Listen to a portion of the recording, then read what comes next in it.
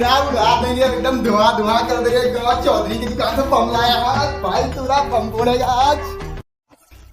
साला जल का थक लिया क्या चौधरी?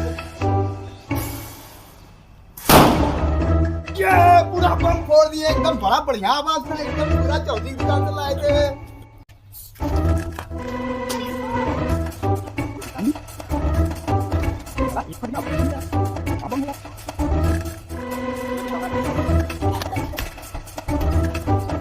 अब बहुत ये नहीं फटा, मैं तो चौधरी की दुकान वाले को बर्बाद थे। ये भी नहीं फटा। अब बताता हूँ चौधरी विजय। कहाँ जल्दी सवारी? हमको टोक मत देना, हम बहुत गुस्से में हैं। ऐसा ना हो कि मेरे गुस्से का कहर तुम पे टूट गया है। भैया इतना गुस्से में कहाँ है?